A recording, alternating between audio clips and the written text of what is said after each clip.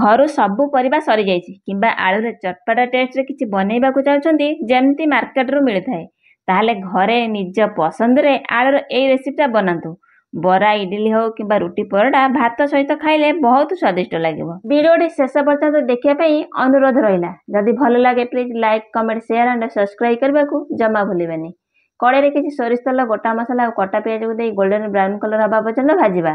ସେସବୁ ଭଲସେ ଭାଜି ହେଇଗଲେ ଅଦା ରସୁଣ ପେଷ୍ଟକୁ ଦେଇ ଗୁଣ୍ଡ ମସଲା ସହ ଚାଟ୍ ମସଲାକୁ ଦେଇ ଅଳ୍ପ ଟିକେ ପାଣି ଦେଇ ମସଲା ତେଲ ଅଲଗା ହେବା ପର୍ଯ୍ୟନ୍ତ କଷିବା। ମସଲା ଭଲସେ କଷି ହେଇଗଲା ପରେ କଟା ଟମାଟର, ସ୍ୱାଦ ଅନୁସାରେ ଲୁଣ ଆଉ ବିଟ୍ ଲୁଣକୁ ଦେଇ ଭଲସେ କଷି ନେବା।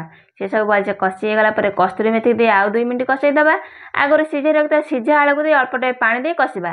ସେସବୁ ଭଲସେ କଷି ହେଇଗଲା ପରେ ଝୋଳ ପାଇଁ ପାଣି ଦେଇ 4-5 ମିନିଟ୍ ଫୁଟେଇ ଦେବା। ସେସବୁ ଭଲସେ ଫୁଟିଗଲା ପରେ ଶେଷରେ ଡାଲଚିନି ଗୁଣ୍ଡକୁ ଦେଇ ରେଡି କରିଦେବା ଟିକେ ୟୁନିକ୍ ଟେଷ୍ଟରେ ସବୁଥିରେ ଫୁଲ୍ ଜମିଲା ଭଳି ଆଳୁ କଷା ବା ଆଳୁ ତରକାରୀ।